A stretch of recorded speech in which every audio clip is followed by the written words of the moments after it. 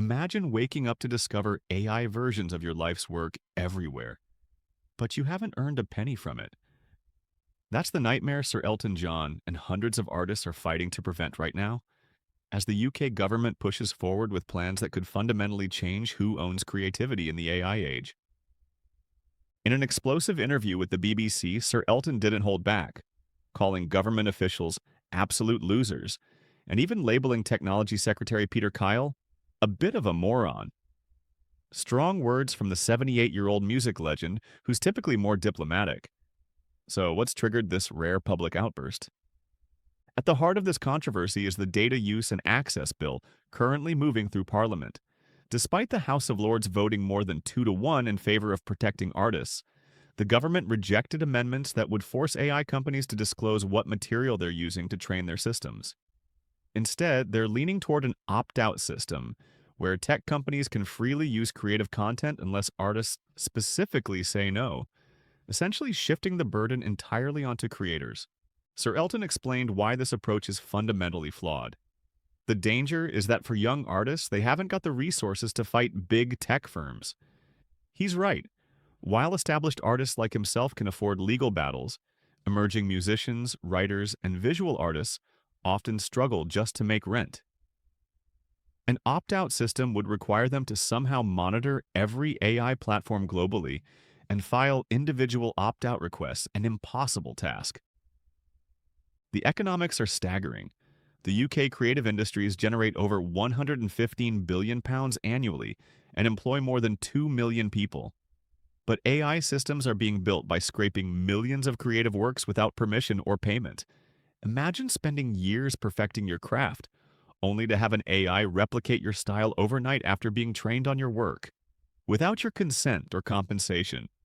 Playwright James Graham, who joined Sir Elton in the BBC interview, highlighted another troubling aspect.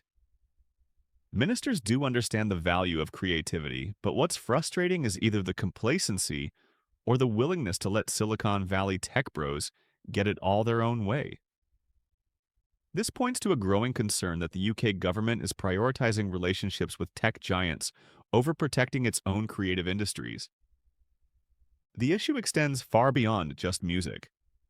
Authors like Margaret Atwood have protested Meta training AI on their books.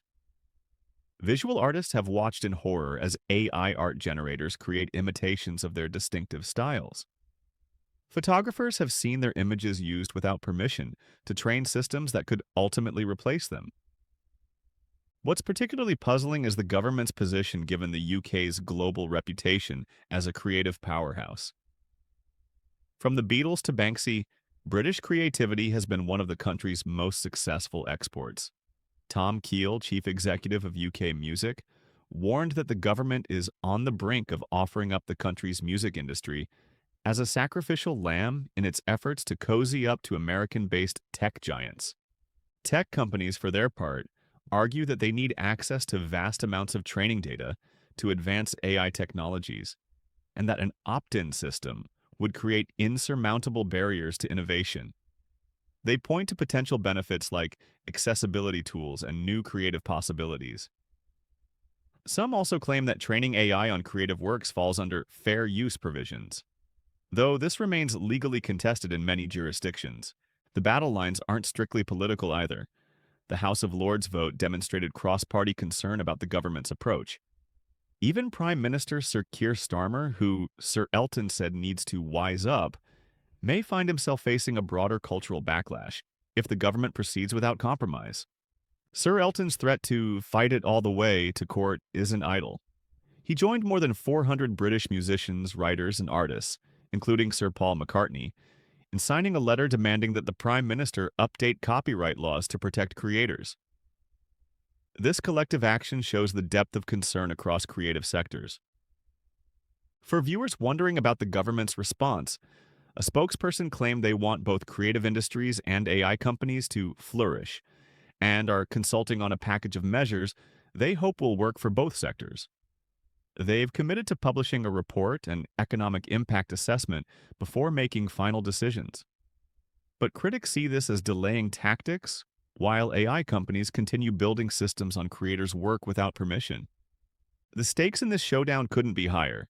As Sir Elton put it, if ministers go ahead with their plans, they would be committing theft, thievery on a high scale, and will rob young people of their legacy and their income. It's not just about compensation, it's about the future of human creativity itself. What do you think? Should AI companies be able to use creative works without explicit permission?